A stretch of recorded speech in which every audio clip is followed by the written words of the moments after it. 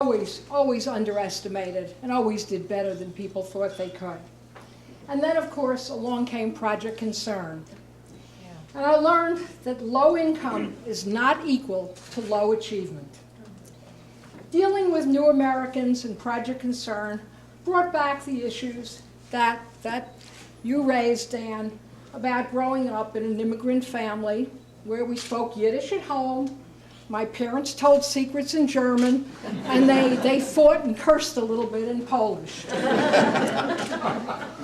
When I left Westport, my thoughts turned to underprivileged children, and I wanted to provide high-quality opportunities to a wide variety of children, and worked in those early years in developing inter-district arts programs that have since developed into a regional high school for the performing arts in Bridgeport. And then, of course, the inter-district 6-to-6 inter-district magnet school that is now 12 years old and thriving. And as a matter of fact, most of those children who've gone through 8th grade there have been awarded scholarships in private schools, private high schools. The challenge for me has always been to meld my first concern about diversity to my other concern about excellence. You need to put the two of them together. And in more recent years, I began to realize the import of science and technology for the future of the country and, of course, the future of the children.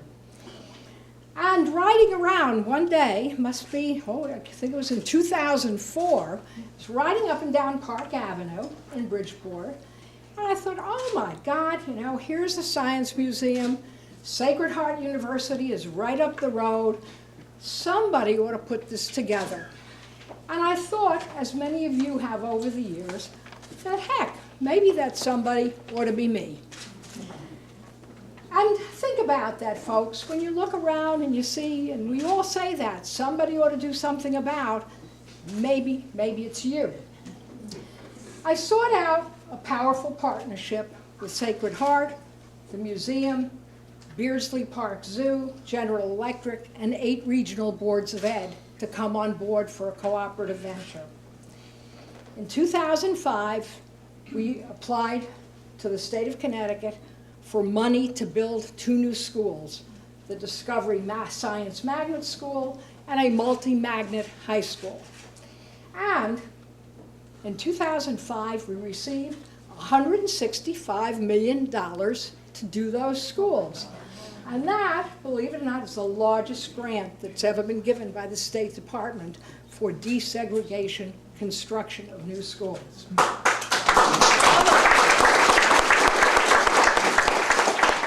The Discovery Magnet has opened. We're off-site because our building is under construction next to the Science Museum. And I have to say, lately we've all read terrible reports. You turn on television and you hear about how awful teachers are. Well, teachers aren't awful. Some teachers are awful, but generally they're an incredible group of people. We've opened that school for 3-, 4-, and 5-year-olds for the first year. So we have some kids in there who are only 2½. And guess what? They're not toilet trained. And you have teachers in there, nobody has complained, people are taking care of those kids. We literally have to kick them out of the school at 5 or 6 o'clock at night. They just work. They are incredible. That school's population is chosen by lottery. And let me tell you, it is really, when I'm there, I always think of it as kind of a human Noah's Ark. We have something of everything. It is the most diverse population that any of you can imagine. And when I see all these diverse kids running around in the playground, holding hands, black and white and Asian, and all kinds of kids, and playing together and living together, it really brings me to tears. Our goal with the Discovery Magnet and with the high school that we hope we're going to start building this winter is really to develop kids that are highly competitive for work and for college, to develop sensitivity to our ever-emerging diversity in the country, and frankly, to understand and appreciate and be good custodians of our environment. The buildings we're building are what you call LEED certified, which means that they are energy efficient. We have photovoltaic cells, we have wind turbines, we have recirculated water. They are science schools, and the buildings speak science. And the kids will be able to measure what's going on with all the energy savings. Now, I've been kind of discouraged. This week, I downloaded from the internet another commission report on what's wrong with education. And I spoke to a couple of buddies up in Hartford this week, and there are 3 more coming down the pike. Well, you know, we don't need any more commission reports. We need people who do something. We know how to do good education. We don't need any more reports to tell us how to do it. We need to get off our rear and do it. Now, why doesn't it happen? There is terrible inertia in the city. I think Andy, you know, knows it as I do. Things just don't happen. There's a lack of leadership at the board level and at the staff level. There is bigotry. There are low expectations. I mean, could anybody read about the ballot fiasco in Bridgeport this past week and not realize how dysfunctional it is to order 20,000 ballots for 70,000 people? What they're really saying is that poor people don't care, are stupid, will not go to the polls. Really appalling. The funding is a mess. The new schools that we're hoping to do are expensive. They're high-tech, they're science-oriented, they cost a lot of money, and the funding is totally inadequate to do a fine, modern, up-to-date job. And frankly, it's just too damn hard to do anything. We've been through about 25 boards and commissions since we started in 2005. It's been unbelievable how time gets wasted. We lost 6 months in Bridgeport because the Bridgeport Board of Ed didn't want to include discovery in the name of the school. And this goes on, is multiplied over and over again. Anyway, finally, not to be Academy Award-ish, but you can't do this alone. And I'm so glad you mentioned Julius. Julius was definitely the greatest cheerleader around as far as I was concerned. My tolerant children who are here with me today, who have understood, even though there are times when clearly I've neglected them. My dear friend Ed, who is here somewhere. My beloved and supportive friend Shirley, who's been with me all the way here. And my colleagues, and some of my former professional colleagues are here today. And finally, I really want to point out Lois Libby, who is where, I don't know where Lois is, but raise your hand. Lois from Sacred Heart has been with me all the way on this long journey through all of these desegregation projects since I left Westport. So I thank you again, and I thank Westport for your kindness. I thank Team Westport for plugging away at multiculturalism and trying to do away with bias. And thank you, Ann and Bill, for your graciousness and hospitality.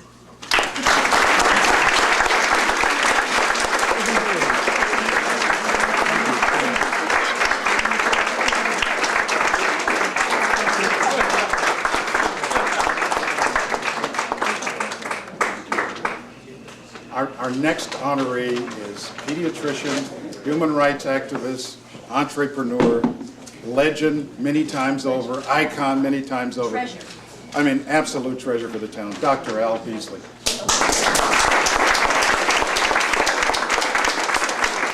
Much of this information I stole from Woody Klein.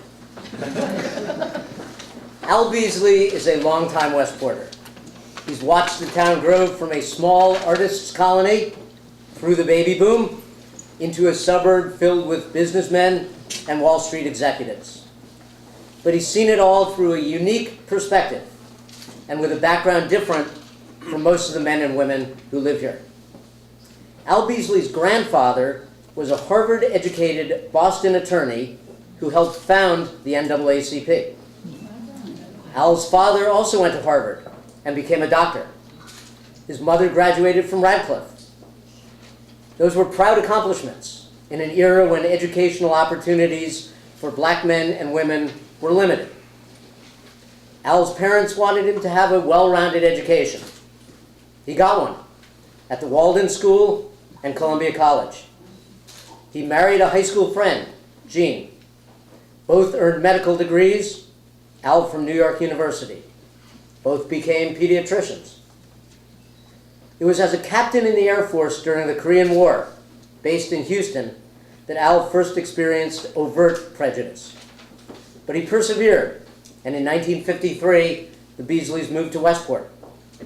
He wanted his children to experience the same sense of freedom he'd found at the Walden School.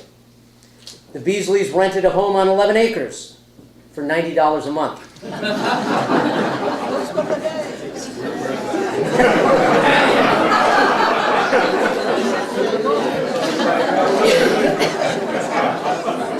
I think the realtors just had a heart attack. Their landlord was Harry Bragg, a black man who had been his father's attorney. The Beasleys were one of only 5 or so black families in town. They bought land from a fellow physician, Mal Beinfield. The Beasleys had trouble getting a mortgage. The bank's excuse was they did not like contemporary dwellings. But Westport Bank and Trust Company President Einar Anderson said to the Beasleys' request for $20,000, "There's no problem. Let us know when you want it." In addition to his professional accomplishments, private practice as a pediatrician, co-founder of Willow's Pediatric Group, associate clinical professor of pediatrics at Yale School of Medicine, and an emeritus staff member at Norwalk Hospital, Al has immersed himself in community work.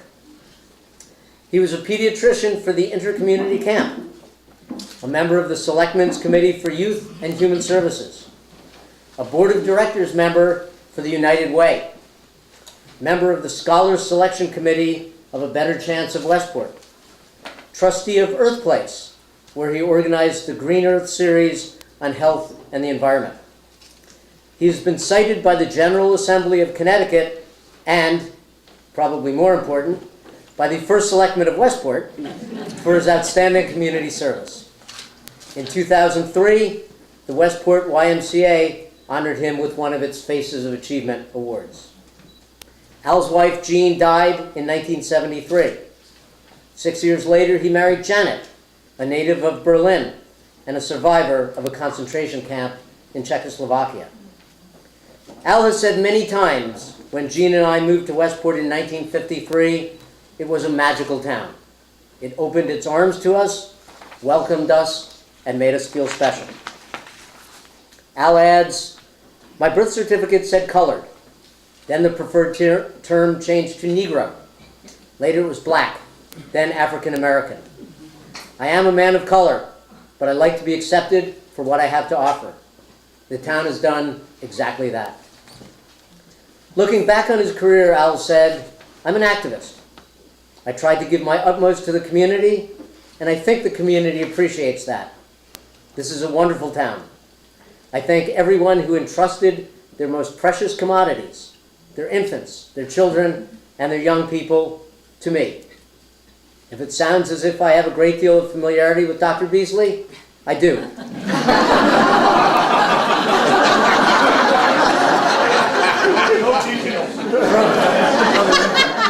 From the day I arrived in Westport as a 3-year-old until I went off to college many years later, he was my pediatrician, Dr. Beasley.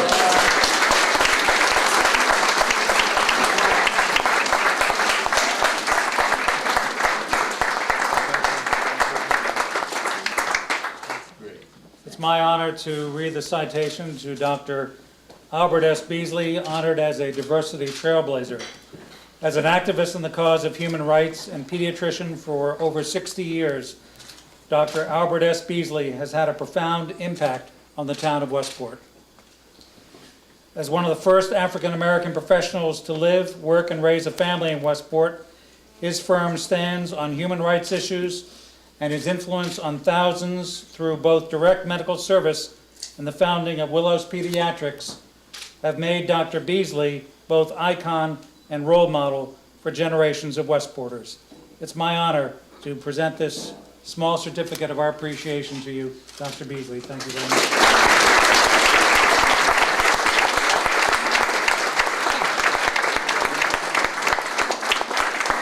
I don't know what I have that's left to say after Dan's complete coverage of my career. But I would like to thank the team for giving me this honor, and I would like to thank Gordon for suggesting that I be one of the nominees. And I would like to thank all of the children and the young adults and the middle-aged adults and the mature adults that were patients of mine. And most of all, as Dan really stated, I want to thank the town of Westport, that magical community of 1953 that accepted my late wife Jean and I into their arms. I've had the opportunity, being a pediatrician, to be associated with one of the most vital segment of our society: infants, young children, and young adults. It's the young children that really have the opportunity to change our society. They don't care whether you're blue, black, yellow, green, or orange. When they're young, they're receptive to everyone. It's not until the parental biases do take forth with the societal biases that things change. If we can continue to have them with those feelings as time goes on into their adulthood, our society will really be a most diverse one. I'm going to cut my verbiage short. It's all been said, and I would like to close as George M. Cohan, the vaudevillian of the early 1900s, used to close his performances, whether it was at the Palace Theater or whether it was in some small community in the outer realms of the United States. He would come out from behind the closed curtains and say to the audience, "My father thanks you, my mother thanks you, my sister thanks you, and I thank you." What I would like to say is, to end my performance, is my wife thanks you, my son thanks you, my daughter thanks you, and I thank you.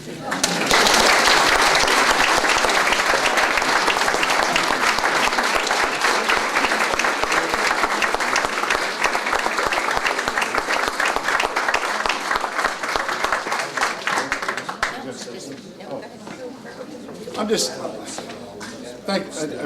as you can see, we are blessed to have these three folks who have spent time here in Westport doing what they've done.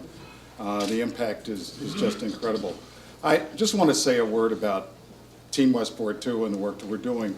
And that's that the story in Westport, from our perspective, gets down to the demographics. We've got about 4% of the town that's of color, as an example.